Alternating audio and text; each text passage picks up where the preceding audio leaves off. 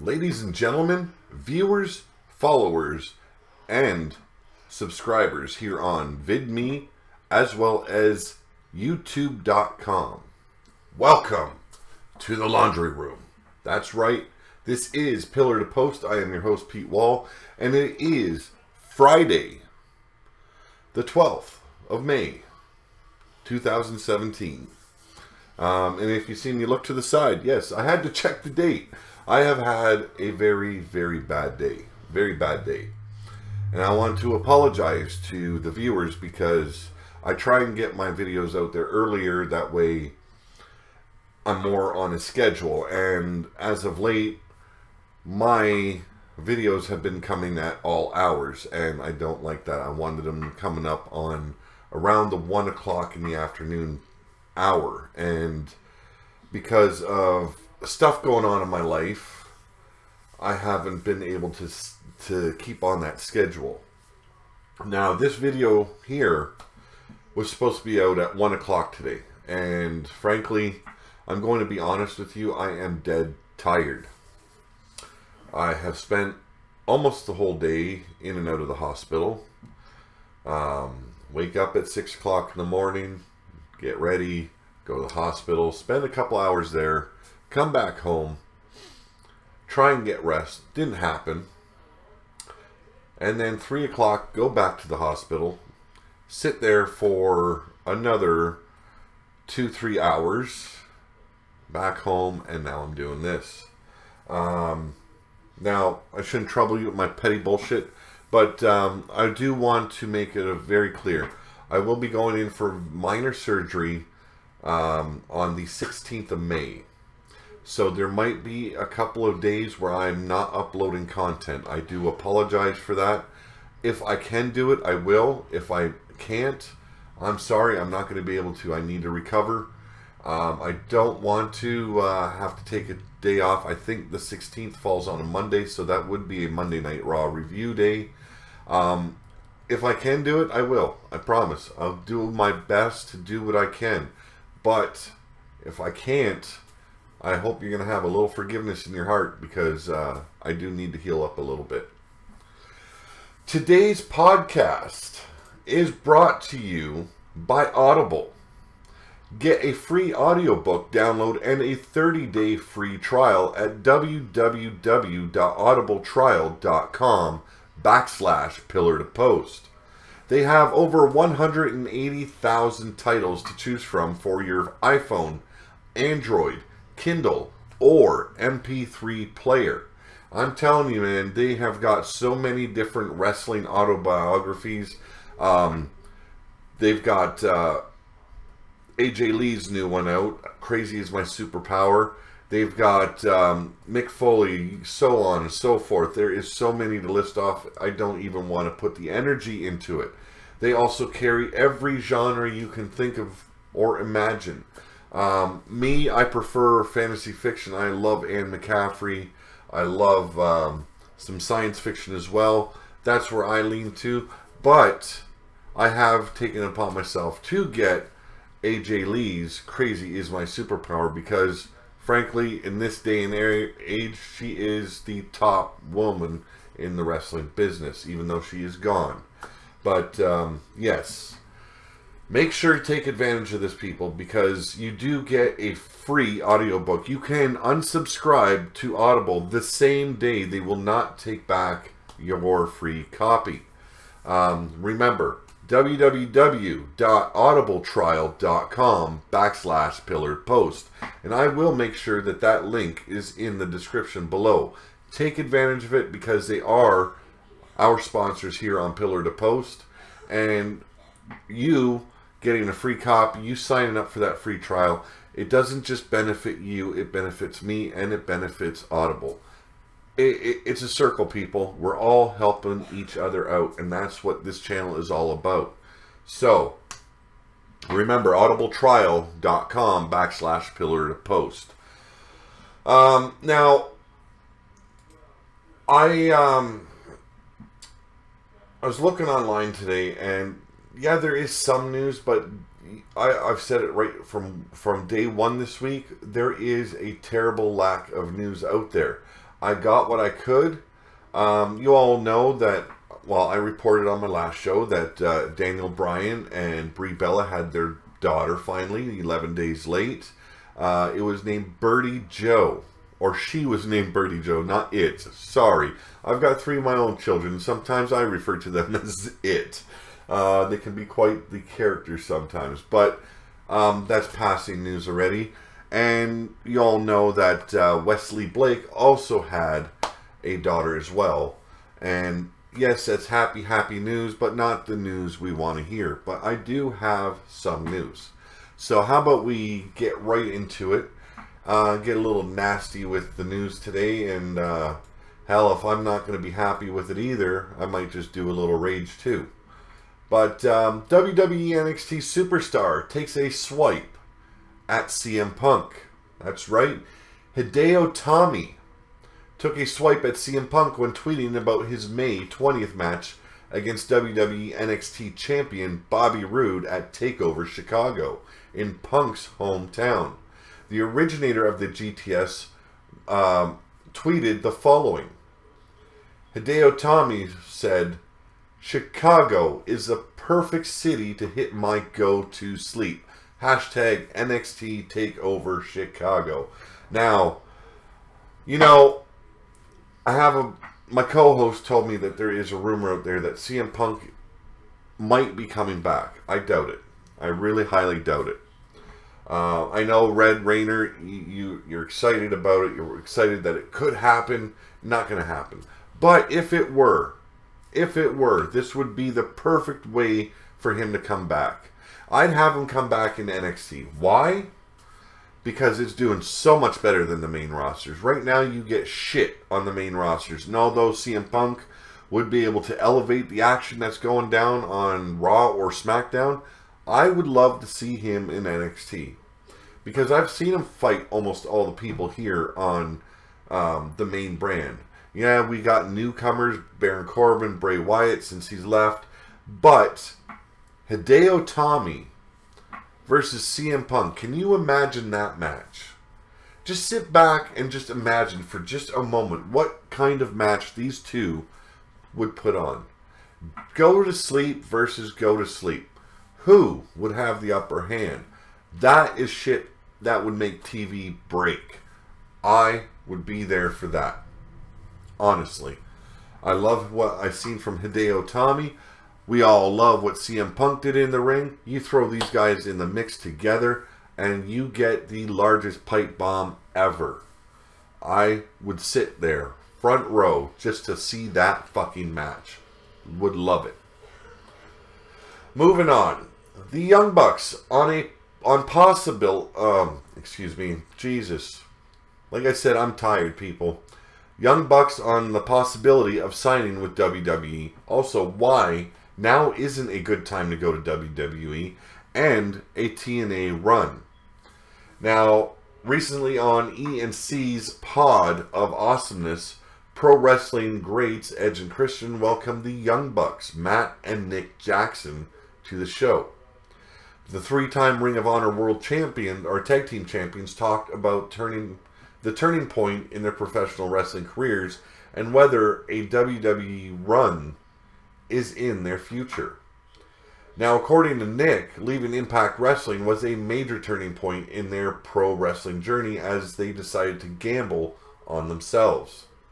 And he stated, "One of those moments was leaving TNA, to be honest. It took guts for us to leave something that could have been even more better than what it was at that point.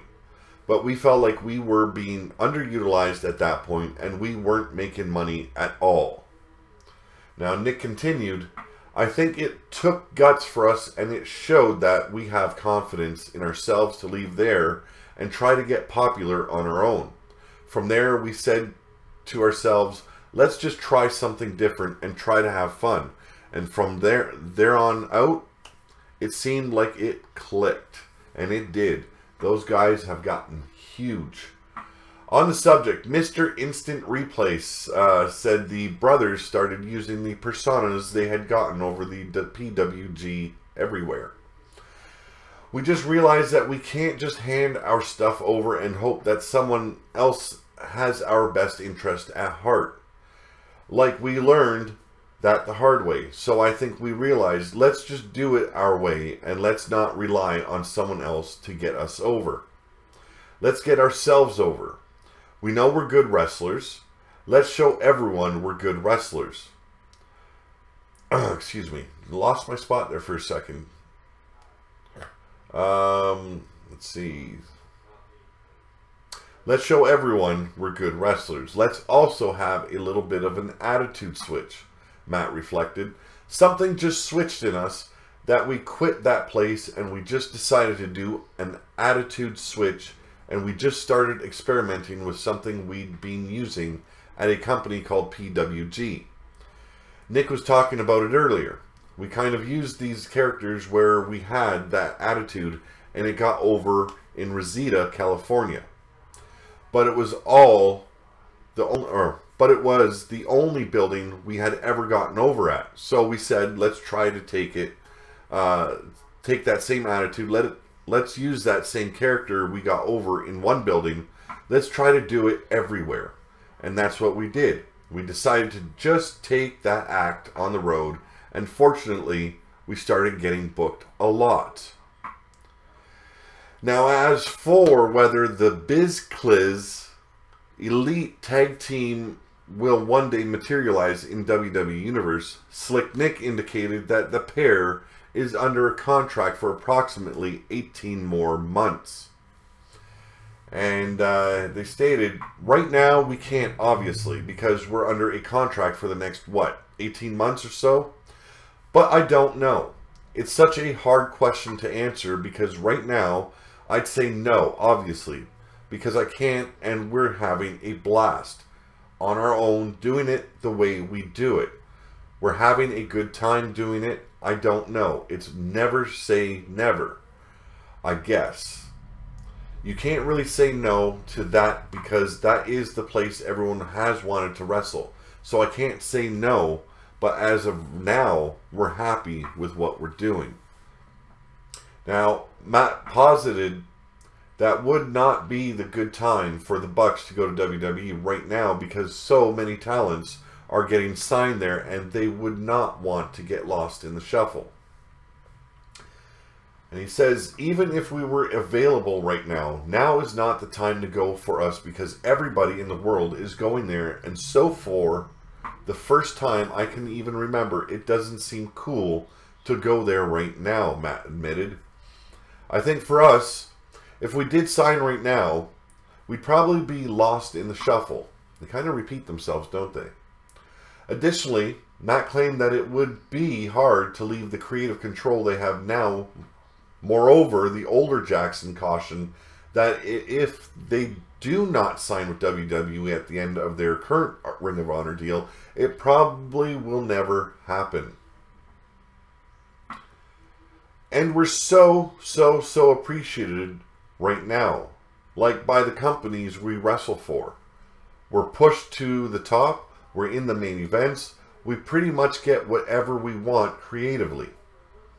We're doing our own angles at this point, so how do we? It would be hard to walk away from all that, but in 18 months, 2 years, or whatever our contract is, it'll be interesting because I'm sure we're going to at least want to talk to every company and to make a great decision for our families and for ourselves. And I think if it doesn't happen in 18 months, then it probably won't ever happen. So that is the thoughts of the Young Bucks, or in Matt Hardy's case, the Bucks of Youth. Now, I've watched a lot of videos about the Young Bucks. I love them. They look great. A nice throwback in some ways to the Rockers when they were younger. Also, Team Extreme, the Hardy Boys.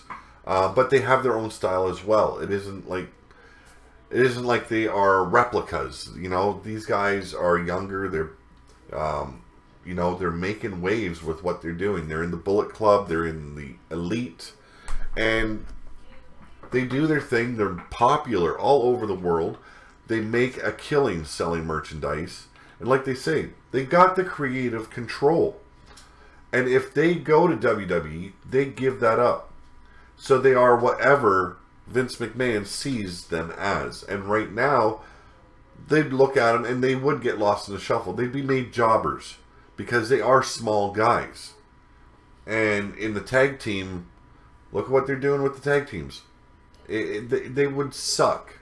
And it would suck to see them get treated like that in WWE.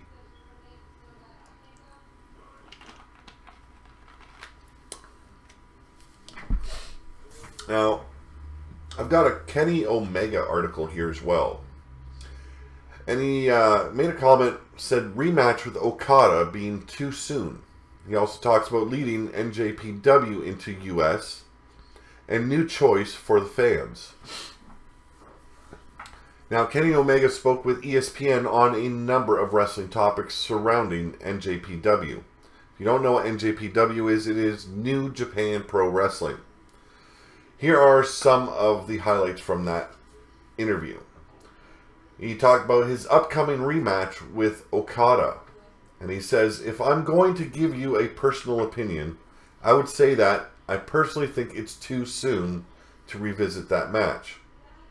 I would have liked to just let that performance be, come back to it at a later date. But there comes a time in business when it's just important to move numbers. But put asses in the seats, as the saying goes. And you have to come out guns blazing. I knew eventually there would be a second match, regardless of how good or bad it was. I think there's going to be a third, and I still think there's going to be an Omega Okada 4. But I've been called to duty sooner than I would have liked to have been. And I'm put into a situation where that match is still very fresh in everyone's mind. I'm going to stop right there. And it is, I think, I agree with him. Way too soon. These guys did an amazing job in their last match. And now they're revisiting it so soon. I don't know if they're going to be able to top it this soon from their last bout.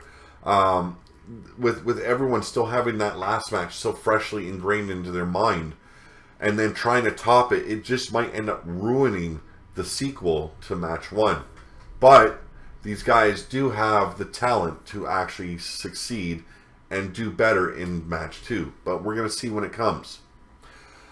He talks about leading New Japan Pro Wrestling into the US. And he says, I really want to be an integral part of the New Japan brand in the United States. And other countries for that matter too. I feel that I have a certain versatility that other wrestlers do not. I think that, as an all-around wrestler, even as an all-around human being, I am someone who could accept the responsibility and not drop the ball in this particular situation. And I'm not afraid to fail. Being able to man that ship would be an incredible honor, and I feel that with me doing it, it's a no-fail situation. Whereas if someone else is trusted with the responsibility of doing it, I don't know how it would go. But I have a very precise vision that I can't see failing. And I really want to be the guy to give my all and make this thing truly worldwide. And, you know, you can't... a lot of people see him as arrogant and cocky. Yes, he is. But in the business of wrestling, you have to be those things. Especially if you are viewed as the top performer or the best all-around wrestler and entertainer in the business. And a lot of people do consider him as just that. The overall best wrestler and entertainer in the wrestling business today. And if he didn't have that arrogance and that attitude and the cockiness, he wouldn't succeed as much as he does. You have to be kind of a chauvinistic asshole, not chauvinistic, but you know, you have to have that asshole attitude in a way. And a lot of people consider Omega an asshole. I think he will succeed. I think he can succeed by bringing NJPW over to the U.S. soil. Now, he also discusses NJPW being different. And he says, we're not mimicking anyone. This is New Japan. It's an option aside from the other wrestling brands that are around. And I don't just mean WWE, but it's different from TNA.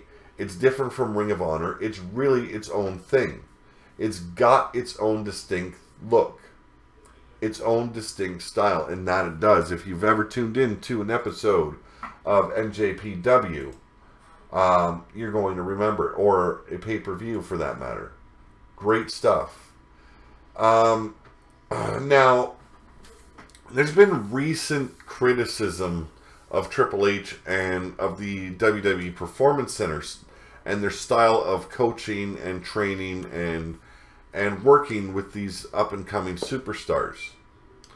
Article here I've got, it was a source from SI.com or SI.com if you want to call it that. I don't really care. Sorry if I'm not in a big mood today. I don't feel like yelling. I don't feel like I'm tired. I am beat up. I'm tired. And yes, I'm drinking a lot. This is not alcohol. This is ginger ale. Not ginger ale. What am I talking about? Dr. Pepper. Shouldn't be drinking it. But very dehydrated today.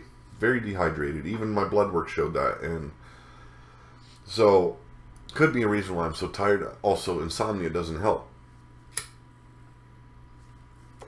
Another thing I don't usually do on my show, and I do apologize. I do it on Shooting from the Hip, but not on the show. And I do apologize. But like I said, very bad day.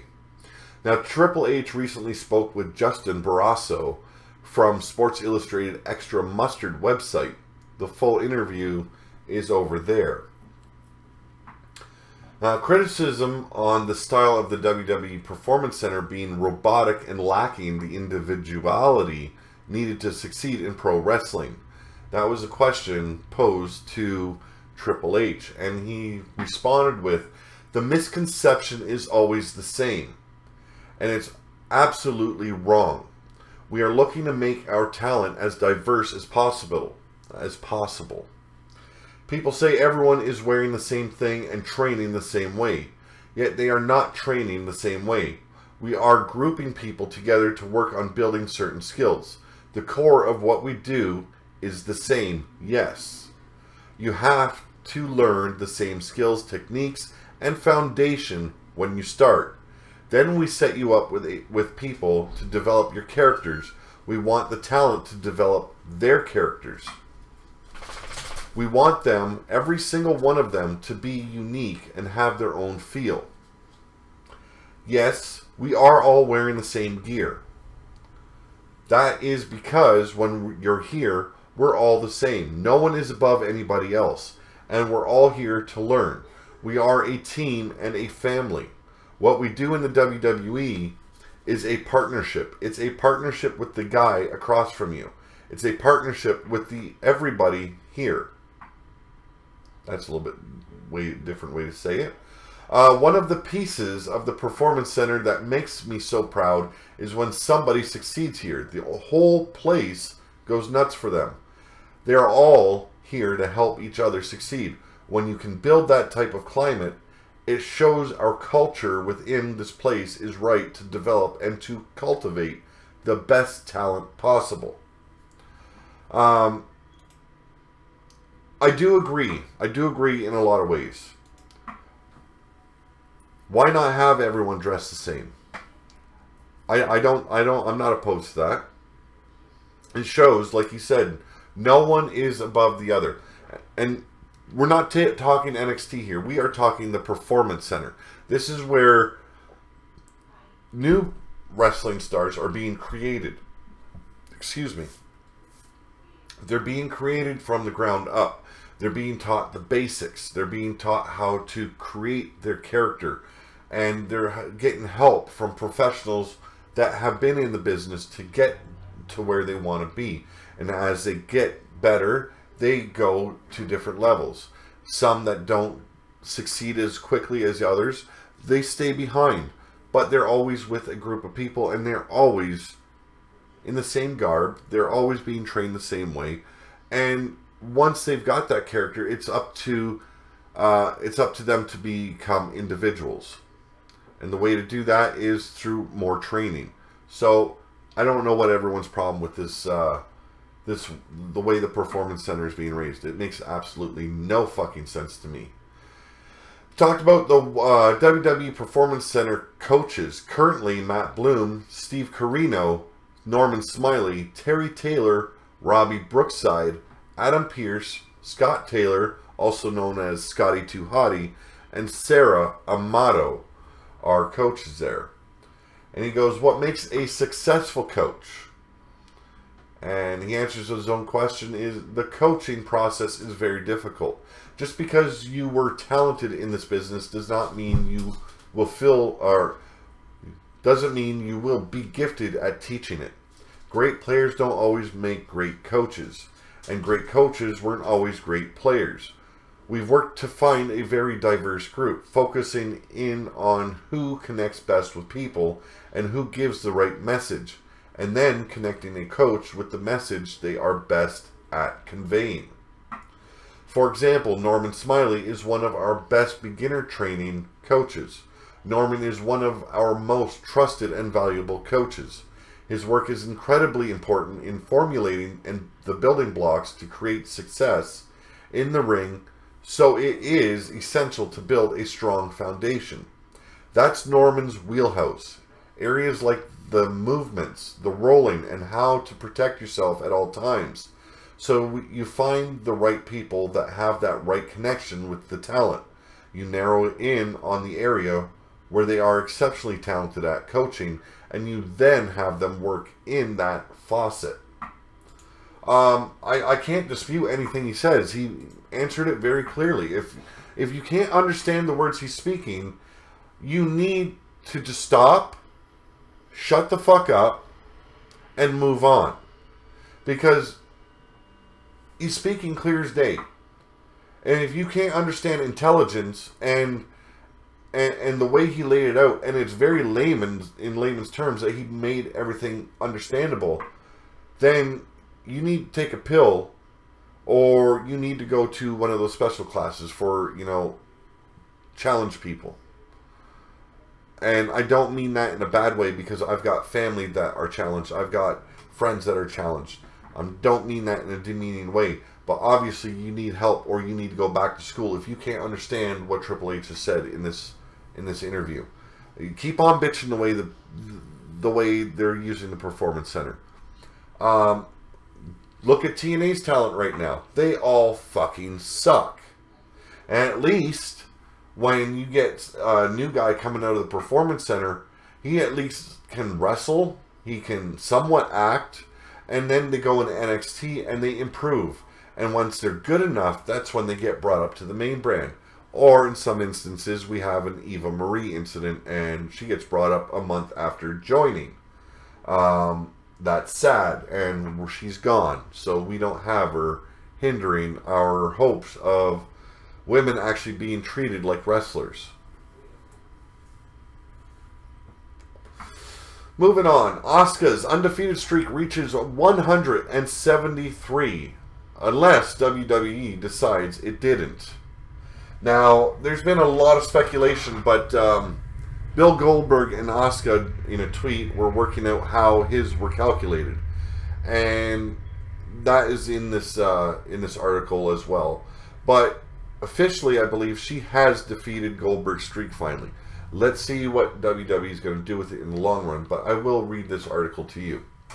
NXT Women's Champion Asuka hasn't been pinned or submitted since joining WWE in 2015, and with the company drawing attention to the number of wins she's racked up over that time, and even making comparisons to Goldberg's legendary WCW streak, we decided to follow along. Now, on Thursday night, May 11th, in Daytona Beach, Florida, the Empress of Tomorrow teamed with Hideo Itami and Aaliyah to defeat Billie Kay, Peyton Royce, and Andrade Cien Almas. with Asuka pinning Billy at the end of the usual mixed tag chaos. And with that, this streak stands at 173, which should officially tie. So it officially ties, does not beat. And leave her one from breaking. Bill Goldberg's WWE acknowledged 1997 to 1998 streak. Now, neither WWE or Asuka has mentioned this accomplishment, so it's possible they're recalibrating what was already a worked number tag matches, including a couple mixed tags, were in the total when she and Goldberg exchanged messages about 149 wins, while tag losses and a notable televised Battle Royal defeat weren't, in order to celebrate it on a larger stage, like next Saturday's TakeOver Chicago, which I will be watching. Now, frankly, I don't really give a shit about the streak because WWE's become all about breaking records that meant a lot to people. Goldberg's, like, yes, this run with Goldberg wasn't the most enjoyable. There's a lot of fans, they loved it because it was a flashback. It was a throwback to the old good days. And they love that streak, the undefeated streak he had in WCW. People still hate Vince McMahon and Brock Lesnar for the streak, the WrestleMania streak ending. The Demolition having their streak beat by the New Day, which a lot of people are still pissed about too. You know, it's what WWE is doing these days. It's all about breaking records and breaking new ground. And to me, it's not breaking new ground. It's not, yes, you're breaking the records, but you're doing it in a shitty way. I don't accept the way they do it because it's usually after someone's pissed them off or done them wrong. And Bill Goldberg's part, they did reconcile. He did come back. So this is just all a work, you know. But the rest of it, it was just sad to see it be done like that. Now we've got a rumor roundup. Rumors of the day. Now everyone within WWE was or has been happy with the brand split, and they may do even more to differentiate between Raw and SmackDown Live. I'd like to see how they're going to do that. But I don't pay to the subscribed websites for this info, so I just get these little tidbits. Brock Lesnar versus Braun Strowman will still appears to be the plan for SummerSlam. I'm hoping Braun is all healed up before then, because if not, you know what? I want to see Braun Strowman take out Brock Lesnar. I want to see him become the Universal Champion. Yes, they will have Roman Reigns destroy him to win it for himself, but I would still like to see Braun Strowman in that spot. What's Brock Lesnar done for us? Nothing. He won the title, and he's been sitting his ass at home, letting that belt collect dust. Means nothing.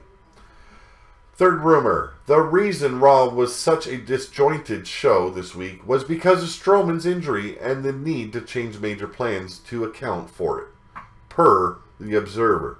Now, ain't that the case? Your show sucks balls, and not just balls, unwashed balls. Unwashed, sweaty balls. And you're going to blame one man because he was injured? Give me a fucking break. You know what? Come over. My balls need some cleaning. Come out and, you know, just lick off all the sweat. Because that's all that fucking rumor was all about. Luke Harper versus Eric Rowan could be added to the Backlash event. And I would love to see it. But I would rather see these guys reform the tag team. Leave the Wyatt thing out of it and become a new, you know, their tag team once again. Because these guys are legit champions in my eyes. Jim Ross is likely going to be the lead commentator for the WWE Women's Tournament on the network. And I love hearing that because JR's voice alone for that will sell it. As intellectual as Jim Ross is, as good as he is on the mic, and as well and talented as he is as a commentator, he fits the bill for the Women's Tournament. I just hope they don't put Jerry Lawler on there and he's screaming puppies the whole entire fucking tournament. Like I said, that is that is it for today. Like I said, there has not been much news out there in WWE land, or the wrestling world to be exact. Now, I want to give another apology. We had Shooting from the Hip live last night, and half our audio, our video was screwed. Skype is still fucking up. And halfway through the show, one of our viewers asked if it wouldn't be better if we used the Facebook video chat for it. And it just popped in my head. Why not? Why not try?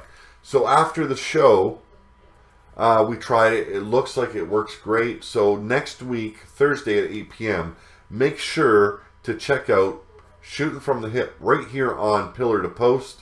And don't forget, audibletrial.com/Pillar to Post. Get your free audio book and your free 30-day trial. Check it out, people. It is worth checking out, and you automatically get something out of it. So what does it hurt you? You get something for free. Also, don't forget, t-shirt draw. It is in my video playlist. This is just one. This is the ice blue version of the Circle of Steel logo. There's also the fire red one. So make sure you check out the video, comment, make sure you're a subscriber, and always, if you have not yet, hit that subscribe button, hit that like button. You know what? Smash the fuck out of both of them. Make sure that when you hit that button, it is going to stay subscribed to Pillar to Post, because we are going to continue, no matter what, to bring you wrestling news and content. Now, I am hoping to get into some video streaming, but that is a different show. So please continue to check this channel out, because there's always something going to be around the corner. Have a good night, folks. I appreciate you tuning in. Sorry I'm late, and we will be back tomorrow.